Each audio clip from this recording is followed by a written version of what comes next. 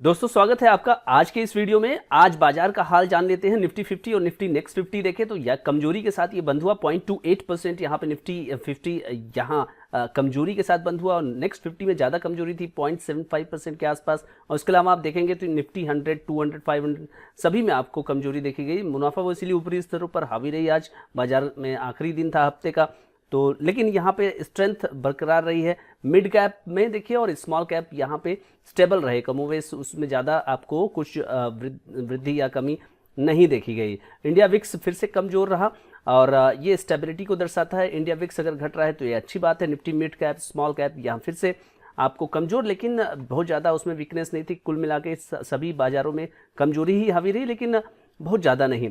Nifty bank की बात करें, निफ्टी बैंक का 0.25% और ऑटो में थोड़ी ज़्यादा कमजोरी थी 0.69%।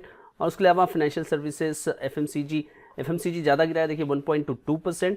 हरा निशान आपको दिखेगा मेटल, आईटी और मीडिया में, ये तीनों में आपको हरा निशान दिखेगा। उसके अलावा सभी जगह ज़्यादा थोड़ी कम थोड़ी ज़्यादा कमजोरी आपको दिखाई दी। कुल मिलाकर के आप देख सकते हैं कि मुनाफा वसूली बाजार में आप ये देखिए पीएसयू बैंक और प्राइवेट बैंक यहाँ पे मुनाफा वसूली रही।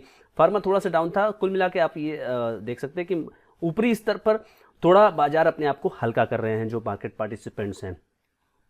फ्रेंड्स, इंडिविजुअल स्टॉक्स की मैं बात करूं, आज रेमंड जो है वो एक्शन में रहा और रेमंड में आज के दिन आप देख सकते हैं यहाँ पे 4% से भी ज़्यादा, इतने बड़े स्टॉक में 4% से ज़्यादा तेजी, 115 रुपये 70 पैसे की तेजी आज के डेट में रजिस्टर की गई। 2521 पे क्लोजिंग लगाने में सफल रहा स्टॉक।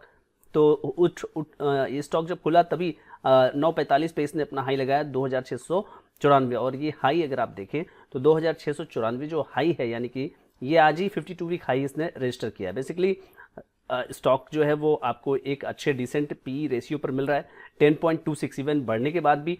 और जितने सारे इसके एक्सपेंशन के प्लान्स हैं और एक्विजिशंस हैं उसको बाजार जो है हेड्स ऑफ कर रहा है। और उस चीज़ को अगर आप यहाँ पे देखें कि जो भी प्लान्स अनाउंस किए हैं रेमंड ने, तो उसको बाजार ने अच्छे से यहाँ पे लिया है और आपको 45% से भी ज़्यादा का रिटर्न जो है वो 6 महीने में ही रेमंड के स्टॉक ने, इतने बड़े स्टॉक ने दिया। मार्केट कैप की बात करेंगे तो 16,800 करोड़ का मार्केट कैप है और मैक्सिमम रिटर्न अगर देखें आप, रेमंड ने 2,596% का रिटर्न दिया है अपने निवेशकों को, यानी 99 से। तो वेल्थ क्रिएटर ये 2020 से इनफैक्ट ज़्यादा रहा। आप अगर इसको 2020 से लेकर के अब देखेंगे तो 550%। तो कुल मिलाकर के साइडवेज बहुत साल तक ये स्टॉक चलता रहा है इनफैक्ट इस फेज़ में अगर आप देखें। और उसके बाद जो ये बेस है, ये पर्टिकुलर बेस को एक बेस अगर माना जाए तो स्टॉक जो है उसके बाद से वहाँ कभी वापस नहीं गया। दोस्तों, मैंने शुगर स्टॉक्स पर एक वीडियो बनाया था और उसमें मैंने बताया था कि शुगर स्टॉक्स जो है वो लाइमलाइट में होने वाले हैं, क्योंकि गवर्नमेंट जो है वो रिटेन कर गई है। तीसरा टर्म्स में जो है एनडीए की सरकार आ गई। पॉलिसी को लेकर के यहाँ पे स्टेबिलिटी होगी और कम से कम कंजम्पशन जो है वो उस पर सरकार बढ़ाने पर उसका फोकस होगा। और यहाँ पर एमएसपी बढ़ाने की भी बातचीत चल रही है। 51.45 रुपये के बाजार हुआ वो श्री रेणुका शुगर्स आपको दिख रहा है। आज थोड़ी कमजोरी रही, लेकिन अगर 5 दिन की बात करें तो 4.9%, एक महीने की बात करें तो 22%, 6 महीने की बात करें तो 9.3%, एक साल का जो रिटर्न है वो 16% है। तो कमोवेश स्टॉक जो है वो अपने आसपास, एक साल के ही आसपास जो है वो चल रहा है। और स्टॉक जो 5 साल का रिटर्न इसने दिया है 474% का रिटर्न दिया है। तो श्री रेणुका शुगर्स जो है वो कंसिस्टेंटली जो है वो अपने शेयर होल्डर्स के लिए जो है वेल्थ क्रिएटर साबित हुआ है। पिछले 5 साल में 5 गुना के आसपास रिटर्न दिया है। मैक्सिमम रिटर्न की बात करें तो यहाँ पे जो चार्ट है वो आपको अच्छा नहीं दिखेगा। इस तरह का कोई भी चार्ट आप देखना पसंद नहीं करेंगे, क्योंकि ये कंसिस्टेंट नहीं है। कुल मिलाकर के जो कंसिस्टेंसी आपको दिखी है यही कोरोना के बाद ही दिखाई दी है। लेकिन ये वाला जो फेज़ आप देखेंगे तो ये काफ़ी ख़राब रहा है।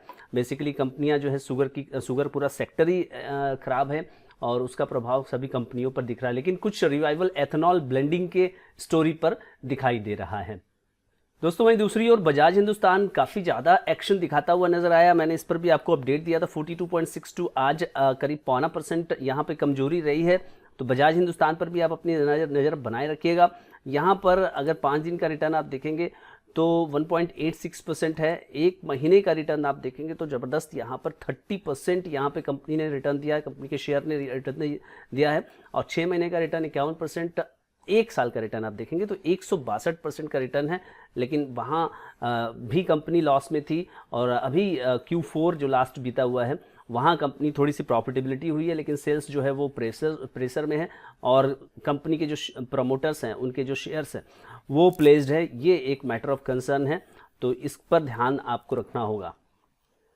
JSW स्टील लगातार एक्शन में है फ्रेंड्स। 932 आज स्टेबल रहा। स्टील स्टॉक्स जो मेटल स्टॉक्स है वो कुछ दिनों से एक्शन में दिखाई दे रहे हैं। आप 5 दिन का इसका रिटर्न देखेंगे तो 3% का है, लेकिन 6 महीने की अगर बात करूं मैं तो कमोवेश वहीं पर है 10% के आसपास। 1 साल का रिटर्न 22%। तो मेटल सेक्टर जो है वो जिस तरह से बिहेव कर रहा है उसी तरह से यहाँ परफॉर्म करते हुए JSW। लेकिन 944, जैसा कि मैंने एक दिन और आपको अपडेट दिया था कि 52 वीक हाई अभी ही कंपनी ने जनरेट किया है और 4 डिजिट यहाँ पे जाने की संभावना JSW स्टील के शेयर के ऊपर लगाई जा रही है मार्केट में।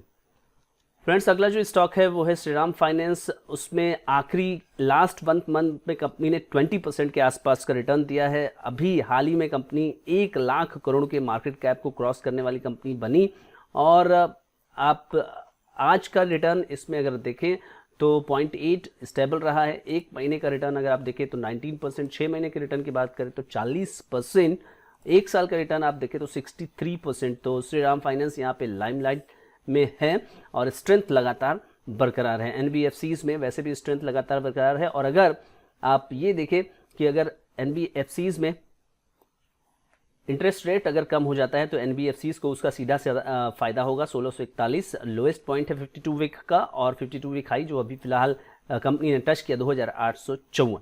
मार्केट में मार्केट कैप 1,06,000 करोड़ और पी रेशियो 14.45। डी डेवलपमेंट इस IPO का आज आखिरी दिन है, और इस IPO के ऊपर क्या अपडेट रहा है देखिए किस तरह से लोगों ने अप्लाई किया। QIB कैटेगरी में 201 गुना यह अप्लाई लोगों ने किया है QIB कैटेगरी में, और नॉन इंस्टीट्यूशनल इन्वेस्टर्स ने 142 गुना यहाँ अप्लाई किया है। और अगर बात आप करें रिटेल इन्वेस्टर्स की तो यहाँ उन्होंने रुचि कम दिखाई है, 21 गुना यहाँ पे अप्लाई हुआ। और ओवरऑल ये IPO आपको 98 टाइम्स ओवर सब्सक्राइब्ड हुआ है फ्रेंड्स। तो ये काफ़ी ओवरवेलमिंग रिस्पांस डी डेवलपमेंट के ऊपर था। इस पे मैंने आपको वीडियो बना करके बताया था कि आपको क्या करना चाहिए क्या नहीं, लेकिन वो विचार आपका अपना है। अगेन मैं आपको ये कहता हूं कि कोई एक्शन मेरे वीडियो पर ना लें। फ्रेंड्स, आज स्टैनले का IPO का पहला दिन था। आइए देखते हैं कि क्या रिस्पांस रहा। यहाँ ठंडा या ठीक ठाक। क्वालिफाइड इंस्टीट्यूशनल बायर फिलहाल नहीं दिखाई दे रहे हैं। 0.3 यहाँ टाइम्स है, यानी यहाँ पे अंडर सब्सक्राइब्ड है। NII की बात करें तो यहाँ ओवर सब्सक्राइब्ड है 2.01 टाइम्स। अगर बात करें रिटेलरों की तो रिटेलर आ चुके हैं, रिटेलर ने यहाँ 1.8 टाइम्स लगाया हुआ है।